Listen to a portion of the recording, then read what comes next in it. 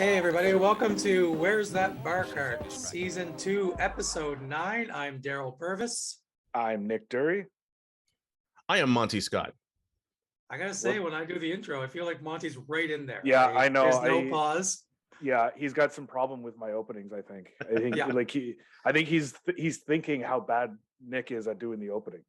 I That's thought the you're pause. great, but when we have a few drinks, he starts to, spill out his yeah. tails. He does. The anger comes out. I think you guys are overthinking it. You know, I am literally a random generator. You know what I mean? There's no telling what might come out at any time. So, And on that note, we have a great episode for you. Since we keep having to talk about Cabot Cliffs and Yeah. everything out in Cape Breton, we have one of the pros from out there, Mr. Ed Ryan. Now, full disclosure, Ed's the person who taught me how to golf. Oh boy. And basically, I think his first year as a pro was my first year playing golf. Oh, no strangely way. enough. Yeah, I believe that's how it works out. And I kind of felt sorry for him. He ended up having to raise me and my friends because our parents were very absentee. They just dropped us off at the golf course. And then it was up to him to make sure we didn't die. So he's responsible for your golf game and your personality, basically? I wouldn't say he's responsible for my golf game. We butted heads a couple of times about him trying to fix my swing. Oh, I'm interested to hear this. He probably won't remember, but we spent a lot of time at the golf course, and Ed was the pro, and but now he's moved on from mainland Nova Scotia on to Cape Breton. That's great. But, he's one of the really good guys. He's really helped to grow golf in my part of the province of Nova Scotia. And I think you guys will really enjoy him. A good storyteller, very funny guy, very nice guy, just overwhelmingly, just a wonderful person. Well, it's amazing that you know that you grew up with like nice pros, because all the pros I knew growing up were dickheads. Oh, he replaced a guy that was a total. We used to go looking for golf balls, and the guy before him would call the cops. Jesus. Yeah, on a bunch of friggin' 11-year-olds looking for golf balls in a field. Golf balls. Yeah. Wild. Well, I don't know. I don't know. I don't have any beef with golf pros. Every once in a while, I'd drive by and throw a can of soup at them, and they seemed like assholes. But I don't know. But it could have been what I was doing. You don't know. Sometimes you affect people. Yeah, you don't know how people are going to react when you throw a can of soup at them. It's the old saying. It really actually depends on whether the can of soup has been opened or not. If it hasn't been opened, a lot of people don't really care. I would say either way, most people don't like being hit by a can. Well, if it's not open, that's just money in the bank. I'm like, there we go. Another day, another dollar. Taking this home with me. Before we get to Ed, I want to shout out to Comedy Records. Thank you again for having us on. If you guys like watching the podcast, you can watch it on the YouTube, on the Comedy Records YouTube channel. Also got to shout out BetStamp. BetStamp is your place for line shopping. It is the Trivago of betting sites. What is line shopping? Different sports books have different odds for different things. I actually looked this up today. The odds for the US Open has changed. So it was Justin Thomas and Rory McIlroy at plus 1,000. It is now Jon Rahm, Justin Thomas, Rory McIlroy, all at plus 1,100. Monty, what do you think about that? Did you put any money on any of those three? I got some money on Francisco Molinari. Oh, very nice. Oh, good. Wow. Holy, what just happened? Yeah. Always bet Italian is what I say. But I'd like to know what the odds of Monty hitting a golf pro with a can of soup are from 150 yards. It's a can of minestrone soup at that. With a can, someone hit me with a can of minestrone. But I used BetStamp to make sure that I got the best odds, because I don't want to get schmuck odds betting on Italian. I want the full odds for an Italian winning this goddamn US Open. Exactly what BetStamp is for. Oddly, they have odds for some of the live players to win the US Open, which I didn't think they were allowed to play in any. Oh yeah, no, if they qualify, they can play. I guess so. Okay, because next up is Cam Smith, and you got Dustin Johnson at plus 1,400. So anyway, there's still a chance one of us could end up in the US Open. That's true. It is an Open after all. Monty could go on a tear at the start of the year and just have the most amazing 2 months at 4 seasons, and somehow they hold a qualifier. It's like, this sounds like the plot for Happy Gilmore 2. But oh my god, I'll be in tears after every game. It'll be just bringing the house down. He gets disqualified because he doesn't have the proper attire.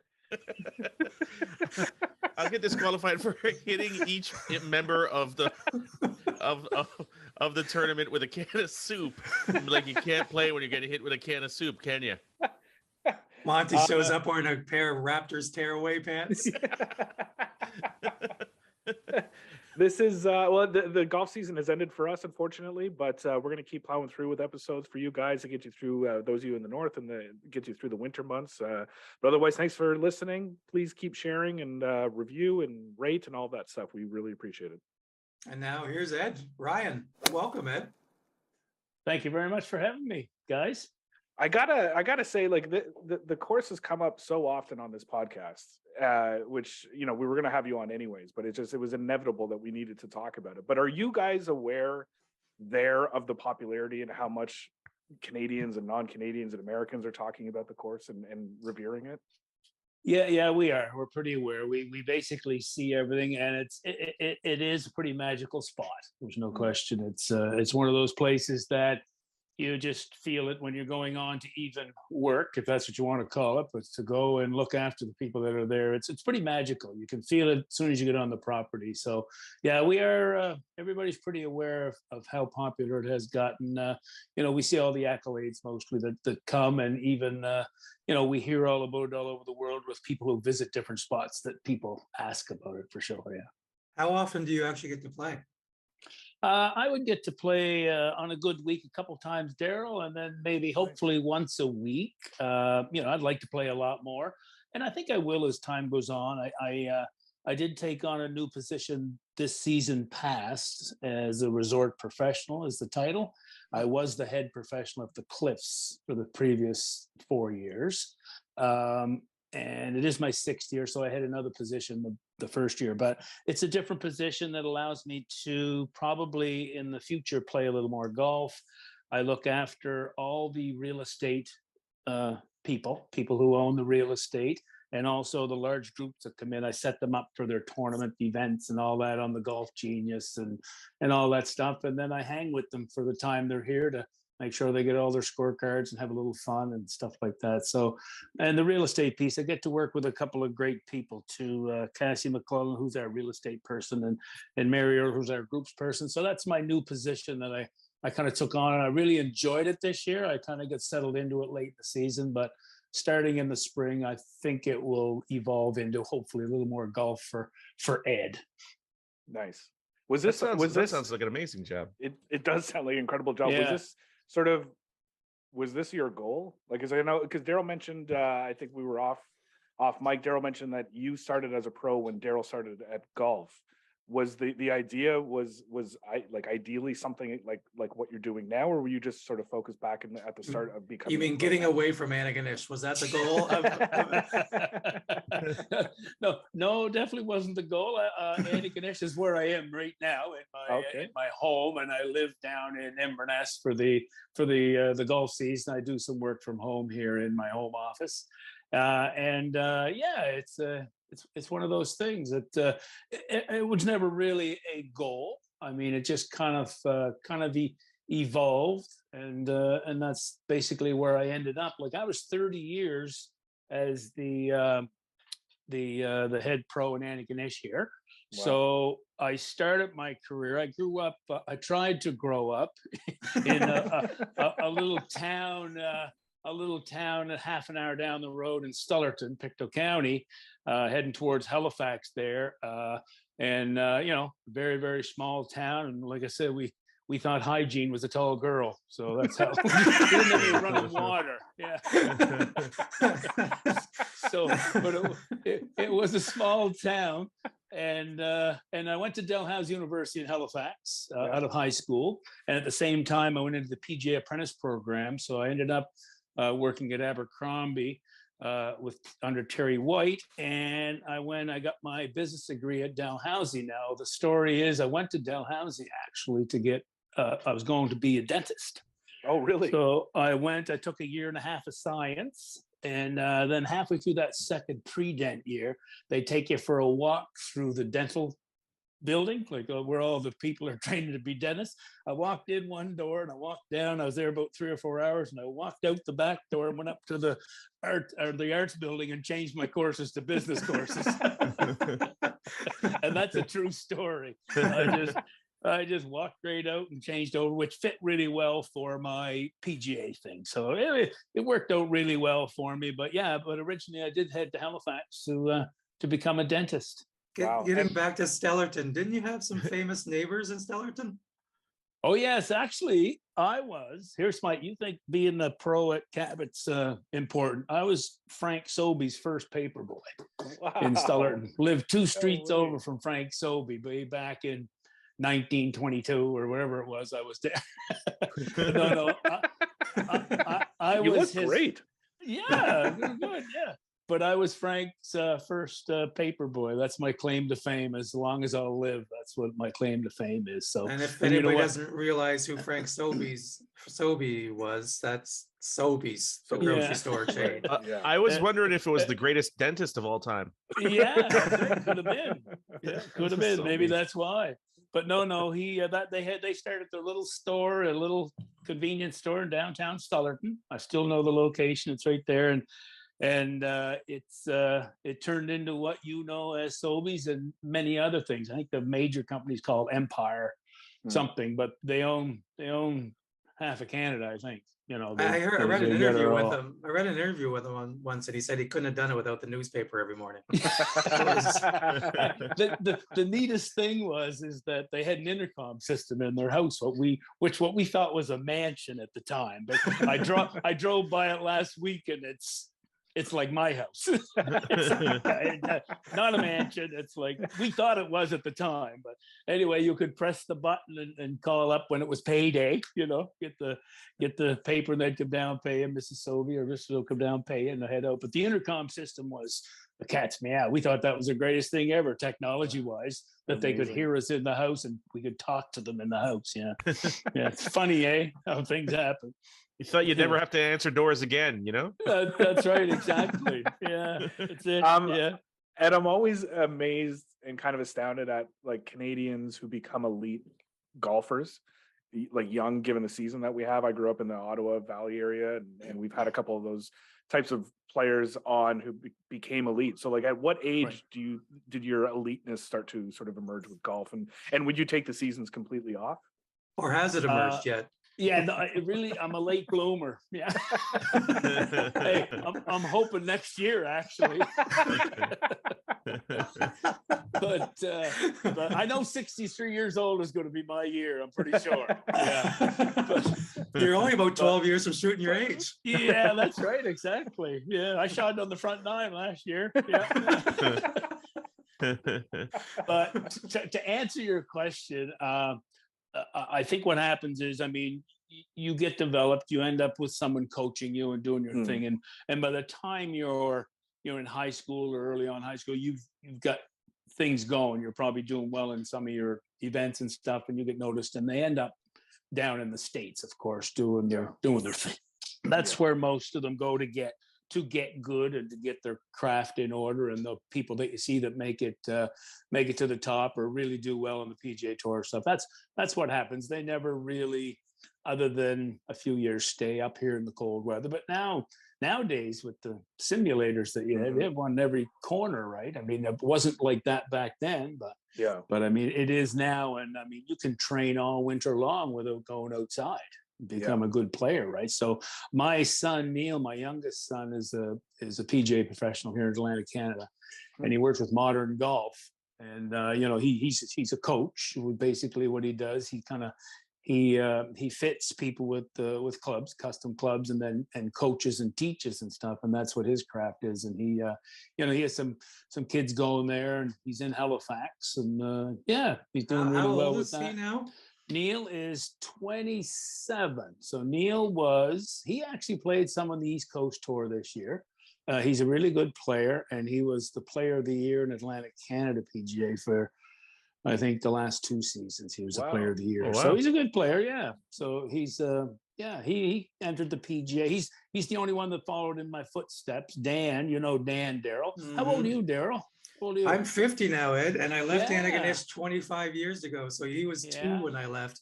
That's Yeah. right, exactly. Yeah. So Dan is 29 now. That's right. And he's environmental engineer. And then Molly, who's 31, is an occupational therapist in Halifax with CBI. Yeah. So they're all up in the city, up in Halifax. So they're all close. So we get a chance to see them quite a bit. So it works out good. That's I'm great. so old now that like I used to be a bartender sometimes at the golf course in Antigonish, and I remember having to chase Alex Grant out of there when he was like 6 or 7. And to put that in perspective, he scored the first goal at the Olympics last year for Canada in hockey. That's right. Exactly. And I had to throw him out of the bar because he was like just causing terror in there as a 6-year-old. Yeah, he worked in the back shop with me there to clean the clubs and clean the carts and all that stuff Alex did. So yeah, it was quite a cast of characters back then there. Yeah. What age did you turn pro, Ed? I was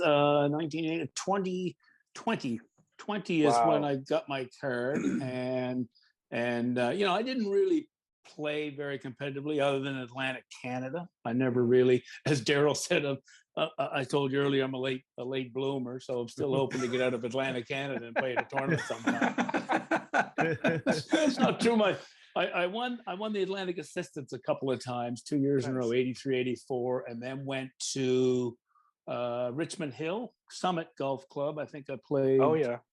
Canadian Championship there, and then one in Lennoxville, Quebec, Club de Milby, I remember. So that was when I won the Atlantic Zone Assistance, and you know, and the wins haven't come very frequently after that. We've a past guest who's a member at Summit. He's a fellow comedian. Has won the club championship. I think he just won it for the 15th time. He's won it 15 times out of 17 years. And the only Really? times he didn't win it was, I think, his first year and then the year he got hit by lightning. Oh, yeah, that'll do it. Yeah. Yeah. Tough to win the club championship. We have a guy in Antigonish that won 13 club championships, and 12 of them he was drunk. Yeah. And the 13th, he was really stoned. What was Yeah, that? that's right. Yeah, I think so. Yeah. I always, Honest to that's God, Daryl. the legend Peter Chisholm. I Oh, always Peter quote him. Chisholm. He Oh, used to say yeah. always to us, Yeah, women are people too. And I always think about that. yeah, So We had- progressive for an alcoholic Yeah. drug addict. yeah. Oh, he was a sharp cook and still is, actually. I think he still works at the golf course. But we had another guy work the golf course. His name was Danny Coggin, who's a big Chicago Blackhawk fan. And Danny would be down there in playoff time. You get in there in the morning, sitting at the morning meeting. He'd say, Chicago is going to do it tonight, you know. And Peter looked over at him seriously, goes, Danny, do you spell that with 1 R or 2?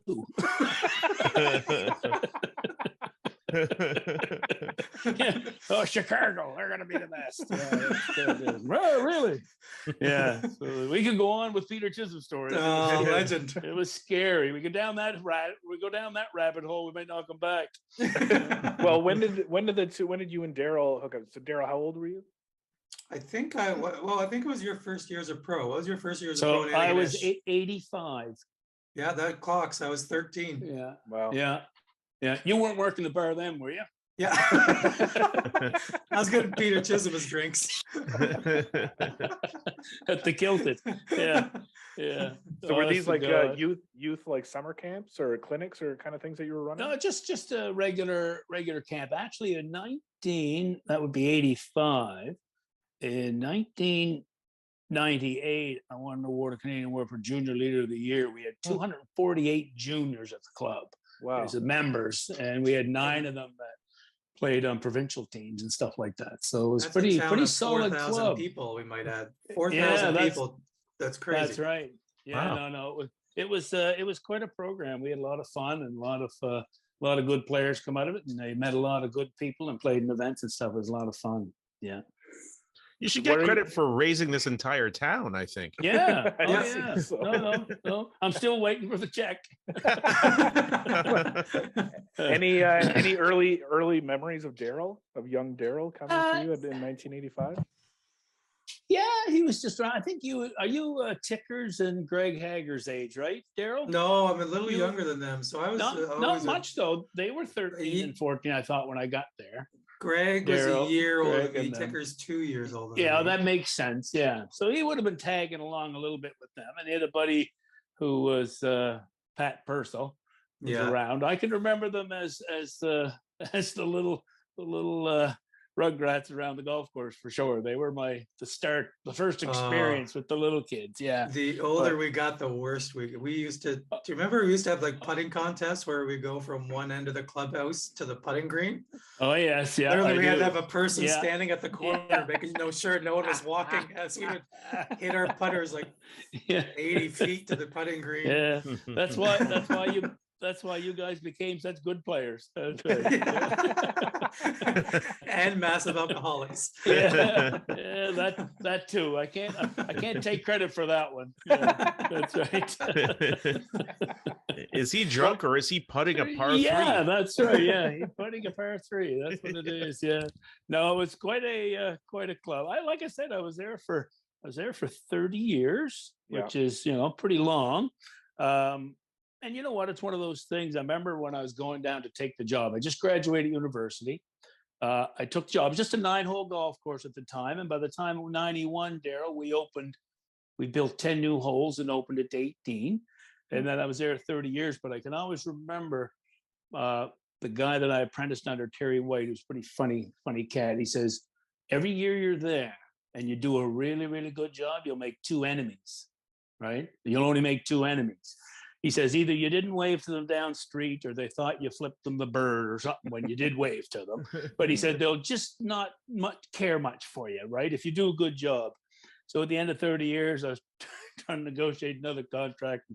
And I said to Terry, I said, I think you were right. I said, I think I had 60 people who didn't like me. I said, fortunately, I think 48 of them either moved away or died. But I said, unfortunately, the other 12 ended up on the board directors.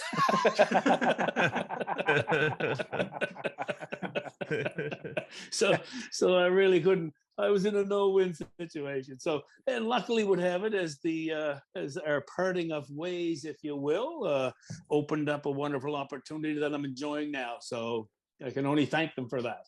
That's Yeah. incredible. I Oh, mean, that's did you amazing. seek Yeah. that out, or was it just perfect timing and just worked out? I initially a gentleman that was 13 years at Bell Bay, which is a golf club in Badette, Nova Scotia. Mm. He moved to Newfoundland. He was 4 years at Clow Valley in St. John's, Newfoundland, and he moved the year before back and got the director of golf job at Cabot. Ted Stonehouse is his name, and I knew Ted quite well. And him and Andrew Alkenbrecht, who was the GM at the time, I had kind of reached out once, and then everything just went from there. And within a couple of months, I was all signed up and heading down to work. So it worked out really well. How long That was has the 6 course years been- ago. Was that the course's first year or? No, that was the course opened up in 2012. The Links. Then the Cliffs opened in 2016 for full play. There was some preview play late 15, but the Cliffs opened in 2016.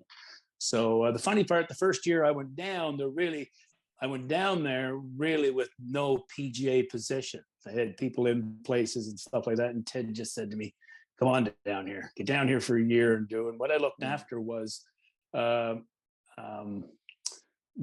Bell staff.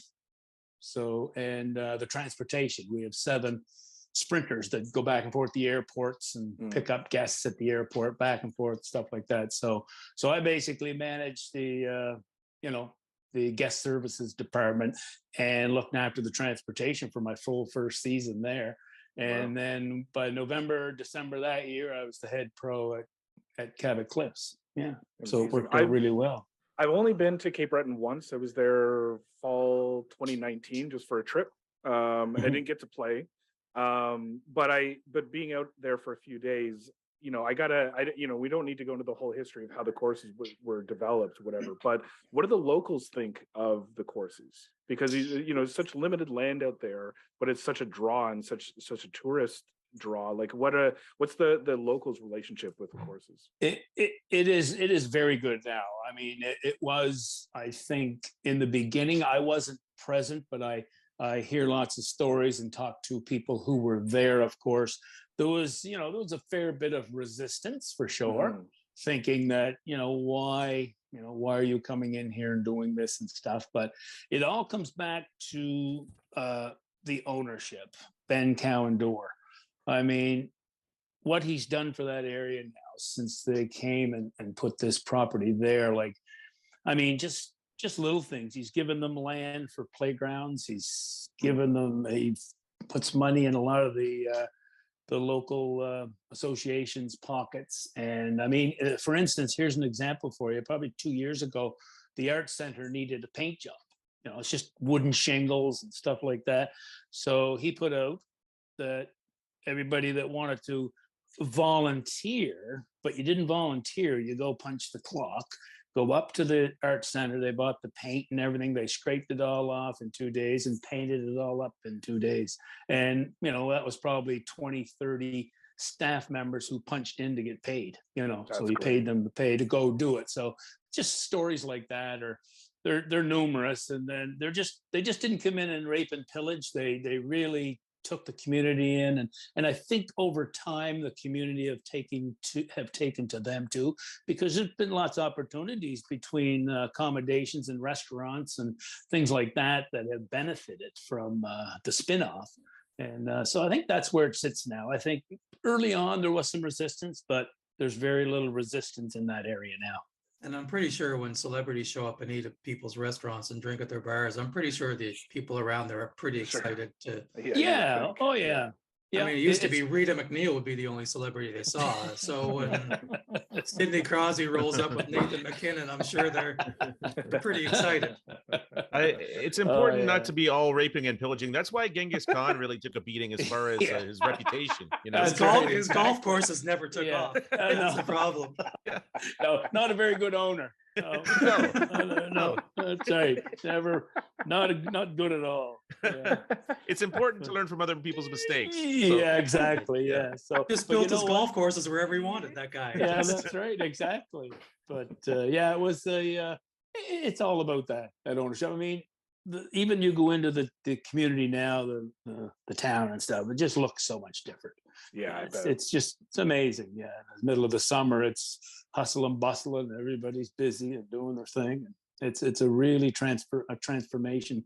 I mean, there were tumbleweeds going down those streets in 2010, 11. It was a mining town that had closed in the early 60s, I think, and it was on its way to non-existent, really. And basically, the whole Links golf course, which is between the town and the ocean, is all on that mine. Wow. It's Oh, all that's on that wild. coal mine. That's what Yeah. it is. Yeah. Incredible. So, and now they're going to build another one, or they're building another one there?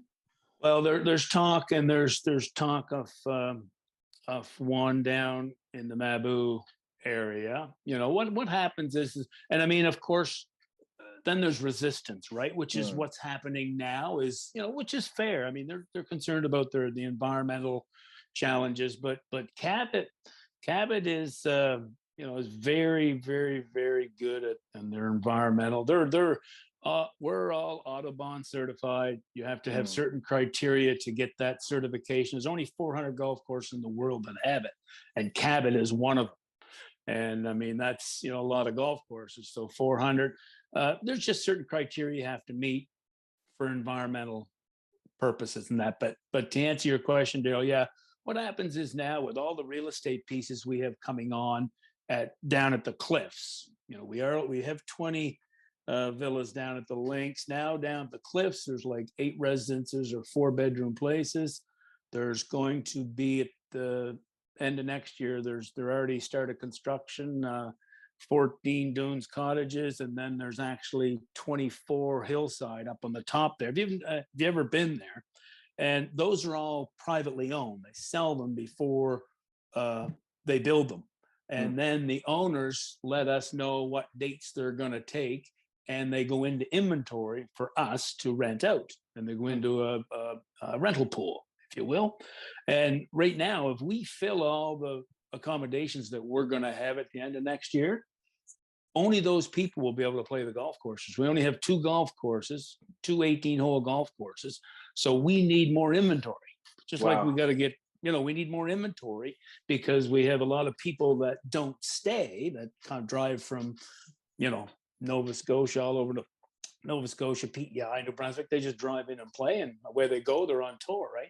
So we won't have any room for those people unless we create some more inventory. So that's what the process now is. So right now there's a group in Mabu that are, cordially resisting a bit. They're a little concerned about the environmental challenges that might come with this, Sure. but now it's Cabot's responsibility now just to convince them that their track record is pretty cool up in Inverness. So hopefully it'll all work out. That's great.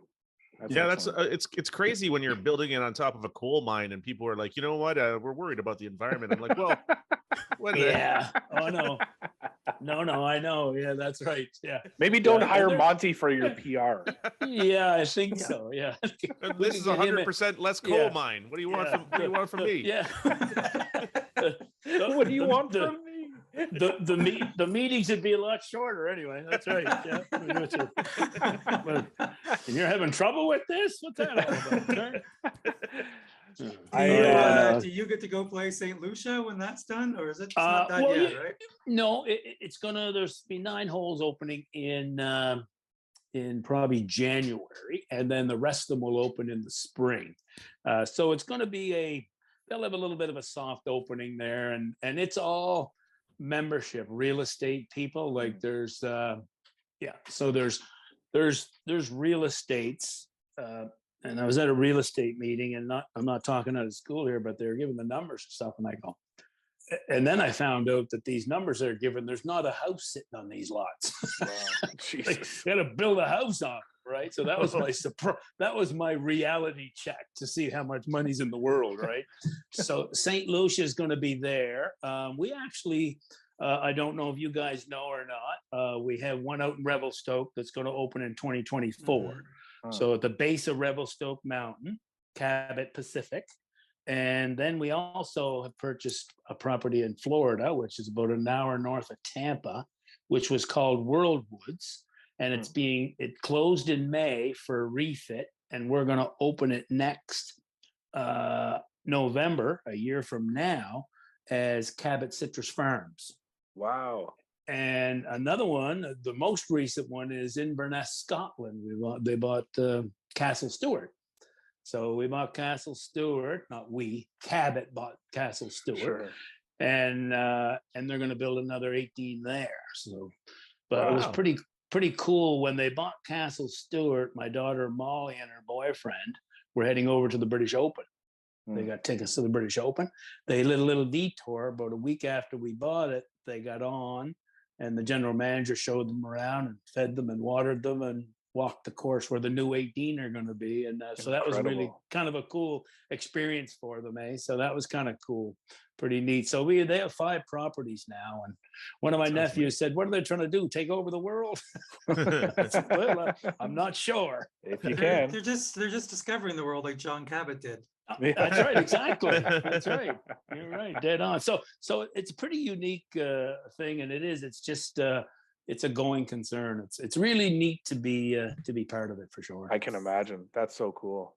I think. So your question, Yeah. So your question, I don't know, ask it whether I will get to go there or not. Yes, I will. It will Oh, need to yes. be for some startup things, and what properties I end up going to at the beginning for a little startup, and it could be anywhere from 2 weeks to 2 months or whatever, just to maybe be involved in the first part of whatever when the openings happen. So probably yes, I'll get an opportunity to do some of that. So you'll get to go to St. Lucia and work it for a little while? Well, that's a possibility. Do you need an Yeah. assistant? Yeah. No, but they need a comedian. Yeah. If I find one, I'll let Yeah, you we'll know. find. Oh, But I know no, some great yeah, comedians who are good. Yeah. Oh, yeah. Some even Juno nominated. That's right. But Exactly. I think it's time for the par 5. What do you think, Monty? I've been told, listen, I've been in a coal mine for 5 minutes, but I'm told this is the par 5. yeah, yeah. There's enough of them. Yeah. Ed, it seems odd asking the pro of the number 6 best golf course in the world this question, but question number 1 is your favorite golf course. Yeah, I'll answer it too. It's Cabot Cliffs or Cabot Lakes. Okay. We're outside the other one. That's. I guess you could really say something else. That being said, I do have a kind of a unique experience that I had. Was I did go over in 2015. My daughter Molly was in college over at Glasgow, Scotland. They're doing their OT, and I got a chance to play Prestwick a couple of times. Oh, you like did? down Wow. the original course. So no, it wouldn't be my favorite golf course, but it was close to kind of a neat experience. And the most interesting thing about it was walking around the clubhouse or hanging in the clubhouse and reading the books and looking at the walls and reading seeing the pictures and everything of all those Mackenzie and all them people. So that was amazing. So it was really intriguing, and it was funny because I asked the head pro when I was going off number 1 at Prestwick. I said, got any tips for me? He says, yeah, when you hit your drive and you see a flag, that's not it. So, because they were all over the place, man. You went over here, Wow. it was a green up there, and you see a flag. He says, the one you see is not the one you should hit at. Look for another one. 'Cause it doesn't. So they crisscross and everything. It's all over the place. So, but it was just, to add on to that, it was just a cool experience, one of the best experiences. And I did go to the British Open that year too. That was the one where they had to delay it because the wind was blowing on Saturday. Remember, they couldn't play. Right. It was blowing so hard. Mm-hmm. Yeah. So that was kind of cool. That's great. Other than, this is the part 2 of this question, other than Augusta, St. Andrews, or Pebble, which I don't know if you've played any of those, but which course in the world would you most want to play? That was the first question, right? Cabot Links or Cabot Cliffs? Yeah. But which course would you most want to play in the world? Oh, in the world. I thought that was the question 1. I would say 1B. Yeah, 1B. That's it. St. Andrews. I haven't played it yet. Other than Augusta. Oh, you said St. Andrews. It wasn't. Other than St. Andrews, hey, boys, Augusta, or Pebble. Boys, you gotta remember. You gotta remember this. In school, I was the smart kid in the dumb row, so you keep talking to him. That's what you're dealing with. So I wasn't a good listener. Spends a lot of time in the mines. He's got miner's ears. Is that a thing? Miner's ears? Yeah, it's an echoey. So. Yeah, that's right. I got coal, black lung, I think it is. Yeah. What you got? Again, you look great. Yeah. You gotta remember, I was a smart kid in the dumb row, so that's as good as it gets. I'd say Pebble Beach. Oh, you said Pebble Beach. Here I go again. We're subliminally giving you the ones you can't take. I didn't know this was such a tough question. No. Well, please don't say Augusta. I thought that was the first one. Yeah. Cabot Cliffs is what I want to play. That's right. All right. There you go. In 4 months' time, your wish will come true. Yeah, that's right. Exactly. But you know what? I would say probably Pinehurst too. And last 2 years, I had an assistant pro that was my assistant down at the Cliffs. That now is the first assistant down at Pinehurst. So I probably will get a chance to play those on my way down to Florida sometime, right? So, amazing. So Pinehurst would be a cool spot. I haven't been, never been. Is that assistant an East Coaster or? No.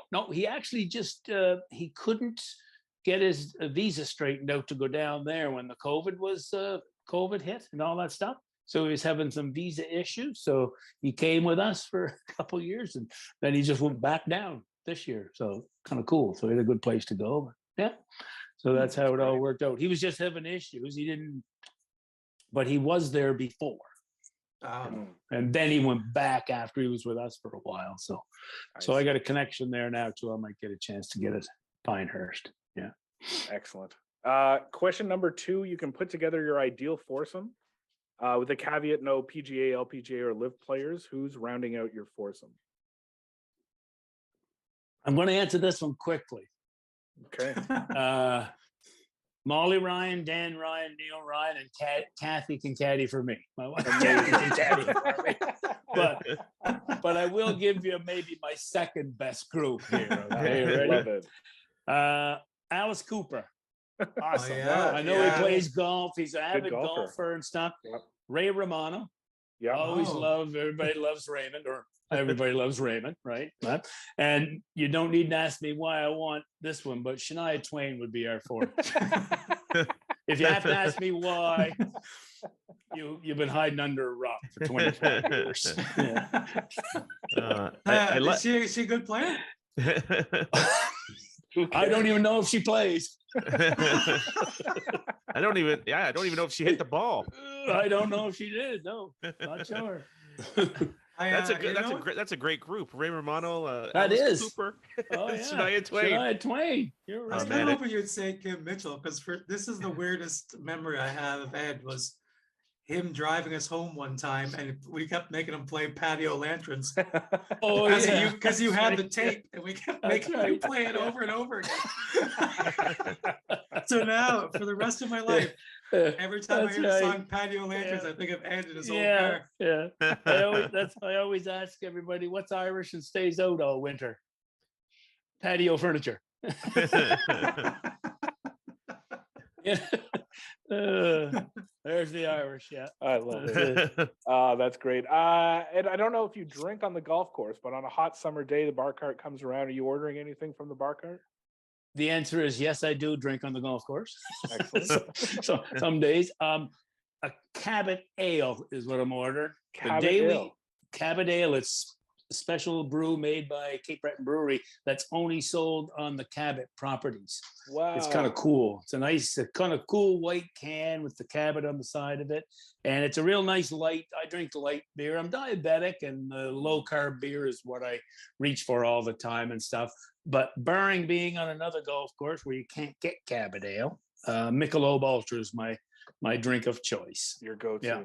Love Yeah. it. Let me ask you this: the bartender at Cabot, now is he as good as the bartender in the 96, 97, 98 area of Antigonish? Does he have parties after the bars close at the golf course? Yes, that's right, exactly. Because I remember No, that guy but- used to do that.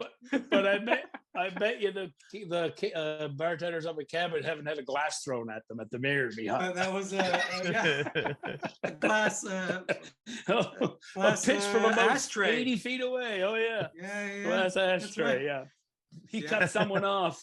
Yeah, Oh, he boy. cut Yeah. someone off. Oh yeah, Yeah. for sure. Oh yeah. And the guy Uh, threw a glass ashtray at my head. Oh my Yeah. gosh. Yeah, I didn't know much about the bartenders of Anagish, but it sounds like You don't know how to pronounce it either. no, I don't. Anagish. Antigonish. Yeah. How You many- have the accent on the wrong syllable. Yeah. I'll just keep going. I'll do as many Antigonish. Antigonish. We used to Usually have people say Antigonish. yeah, but you're way off. Antigonish. We used to have Yeah, so there many you go. parties in there after the bar Antigonish. closed. I would take people back there to drink because there's booze Oh there. yeah. And we used to have staff parties in the Uh. women's washroom Yeah. because there was for some reason a bunch of furniture in the women's washroom. So Yeah. You could sit around after the kilted. Yeah. yeah. Oh my. Makes sense. Unbelievable. Yeah. Oh yes, yeah. Question number 4 is you can pick from these two questions, Ed. Either the angriest you've ever seen someone on the golf course, or how do you keep from losing it on the golf course? Are you still competitive? Are you still trying to shoot your best scores when you're out there? I was I think when I was younger, I think as a matter of fact, Daryl would know this.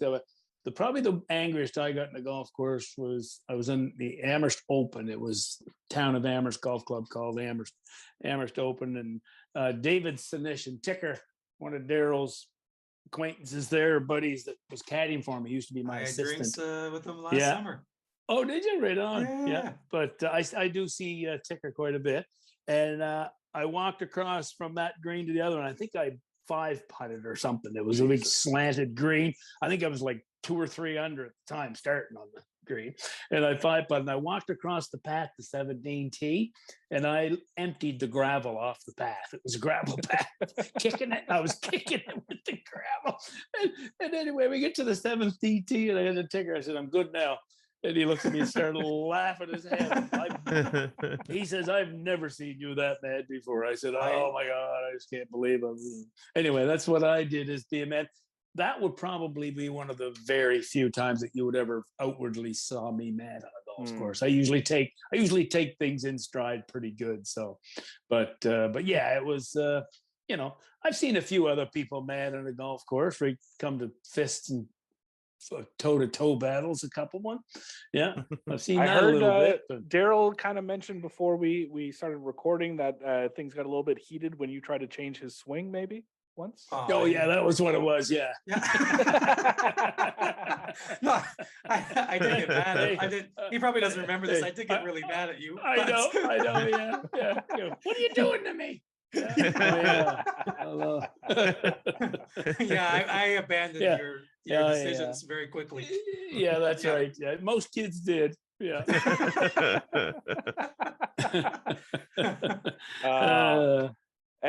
Well, final question. I mean, I don't know if this is going to be a hard one for you to answer, given a life of golf. But your favorite golf moment that either you've experienced personally or that you saw on TV. I would say 1999, about the spring of '99, the Ryder Cup was announced quite a bit earlier than that. It was going to be at Brookline in Boston. Mm-hmm. So I went on the search to figure out how do I get that right. I mean, we can drive down here to Boston, no problem. But anyway, I kind of hit a couple of roadblocks, and I think it was $5,000 or $6,000 it was going to cost me to do the thing. And at the time, I really didn't have that money to waste in the thing. And I went over to the Island Open in late August, and I was playing with a gentleman, another professional, Dave Bowl. And he says, "Did you get your mail Friday morning?" I had left Thursday night. I said, "No, I didn't." He says, "We all got invites to the Ryder Cup." Wow. All the PGA Atlantic people. And I said, "You're kidding me." I said, "You're lying to me. Don't be lying to me." Anyway, he says, "No, I'm not, Ed. I'm not." So anyway, I hurried home. When I got home on Sunday night, finish the round. I'm grabbing for the mailbox, and sure enough, there it was. Right, it was written in a PGA letterhead and all that of America. Anyway, so it would invite you and plus one, right? So 7 of us went down with our wives. 7 PGA professionals went to the Ryder Cup in '99. Wow! So we got in there and. We got there Thursday, Friday, Saturday. We were in the property for all those days. And then Saturday, if you can remember, it was 10-6 for the Europeans, right? Yes. Going into Sunday. So 5 of the couples decided to get up that morning and make their way to Canada, right? Get up. So me and another couple, my wife and I, another couple went real early to get in the gate. We get in the gate. So Kathy and I are sitting in the American practice range in the seats all by ourselves. Wow. Like for about 20 minutes, having our coffee, nothing, nobody teed off, right? And who comes up over the hill but Payne Stewart? Yeah. You can see the knickers coming in the thing. Yeah. Anyway, he comes up, he just sees the 2 of us in the seats. He comes over and chats with us, right? No way. So I told him who I was, what I was doing, and all that. My wife Candy. He walks over and has a little sand wedge and he hits 15, 20 shots. Still nobody else in the seats. There's nobody else around.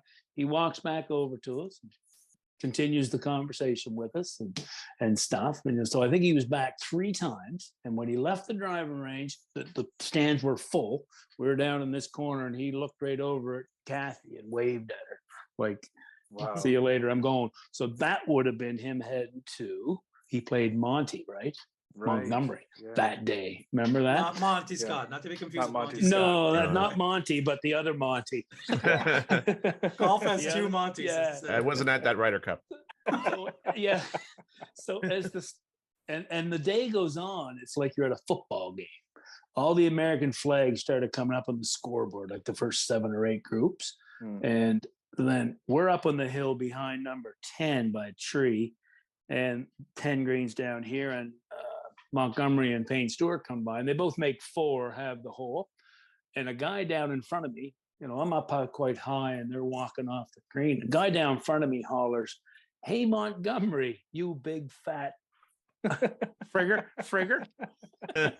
Anyway, Payne Stewart comes in through the people in the audience and put the end of his putter right on Buddy's nose. Wow. Buddy's only like 5 people ahead of me. Like the thing, I thought he might have thought I said it. But anyway, security come and they take him. They don't take him and keep him on his feet. They drag him, one guy in each foot, up a paved cart path, and his head was bouncing off the bouncing off the cart path up the hill, right? Wow. So I can still see when they have when you see the 1 hour episode of The Comeback at Brookline, I can see Kathy and I several times. You would never. I know where we were when stuff was going on, and that's the only reason I could see us, because I knew we were there, right? So you wouldn't see us. So it's pretty cool to see that. I got run over when Justin Leonard made the putt on 17. Oh, really? Yeah. I got knocked over. Yeah. Really? Wow. Them running out on the green. Yeah. So it was, that was kind of cool. Yeah. I would think so. Yeah. Yeah. That's But amazing. that it was just an incredible experience. I mean, it just all just evolved like that. It was nuts. So that right there probably would be my golf experience of a lifetime for sure. To see that all take place. I did get to the British Open in 15 when I talked about earlier, but that was basically the story, and it was kind of cool how I got there too. I didn't even think I was going to go, but all of a sudden you got a letter in the mail, and we had access to the PGA of America tent. I sat beside Gene Saracen on a couch. Sitting there watching the screen. Gee, what do you think's going on, buddy? And having a beer. Like we had access to everywhere. It was like incredible. So I can't imagine that would be. I would have any other better golf experience than that. So it's kind of cool. That's a great story. But but I am going to ask: didn't you meet your wife when you were giving a golf clinic? That's what it was. Yeah. That's not your favorite golf moment. That's it.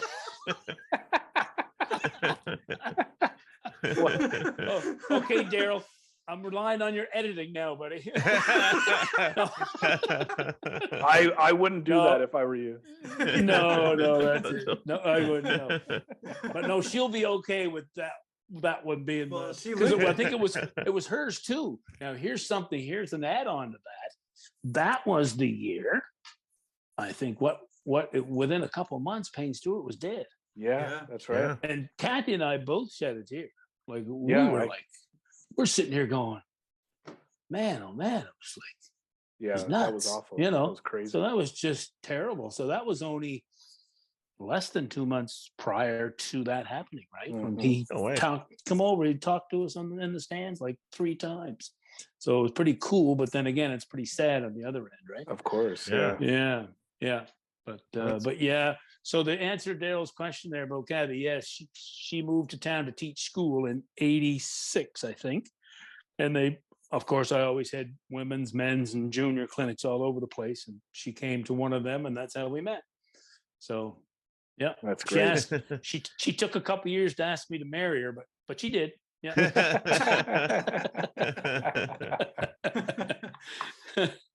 I think, Ed, this was fantastic. This was amazing. Daryl said how great a storyteller you were, but you did not disappoint whatsoever. And I think it's safe to say you're involved in something that's all of our bucket lists. So I hope we can meet in person at some point and get out there at a certain stage. Daryl has my contact information, guys. We'd love to see you. Oh my God, that'd be awesome. That'd be awesome. Thanks so much, Ed. That'd be good. All right. Yeah, thank you for coming on, man. That was great. Thank you so much. Hey, listen, my pleasure. Thanks for having me on. That was fun. I enjoyed it immensely. Awesome. That's awesome. All right, guys. Thanks. Take care, Ed. Take care, Ed. That was Ed Ryan. Everybody. Holy cow! What a great interview. Yeah, that was great. That was fantastic, Daryl. Kudos to you for, for having parents who pawned you off to someone else years ago and made that connection. But some guy fresh out of university. I don't know if that's the best decision. but I was 13. I could practically handle myself. But yeah, that was my childhood. It brought That's back so a lot fun. of memories. I forgot that I used to go to the golf course after the bar closed with people.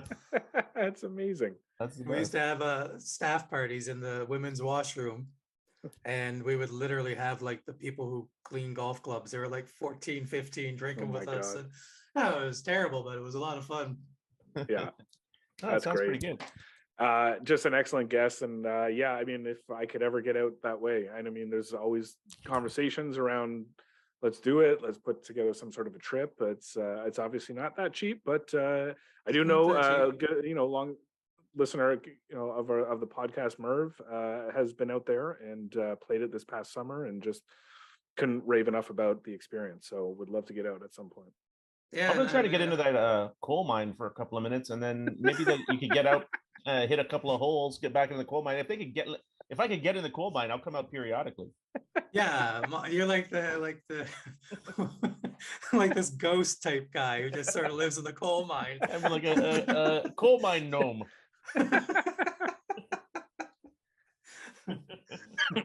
The phantom of the Coal mine. Phantom of the coal mine. I think there's a lot of phantoms actually. Isn't it? You know what? If people are going to go out there, they should also. There's so many good golf courses in Nova Scotia. I'm glad that people are finally starting to discover all Nova Scotia golf. But man, from one end of that province to the other end, if you wanted to go spend a month and just play a different course, you would be blown away by what you could see and just how much fun those courses are. So yeah, if there's anybody listening, make Nova Scotia a tourist destination if you want to go on a golf trip. Yeah. Yeah, it would be Totally agree. economical to do too. It would be, of all the places you could go, it'd be a reasonable price. Yeah, Sure. yeah. That's it for this Definitely week. We've got some exciting guests coming up for you. Thank you again for listening, everyone.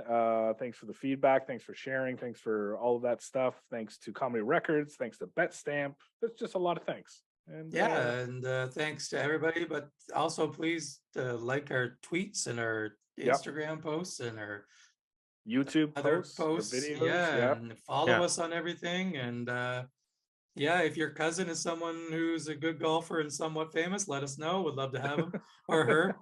Let us know about your great. cousins. Yeah, Um, yeah. And also, yeah, we like you, like us. Come on now. I'm sorry. What was that? You just broke the algorithm, I think.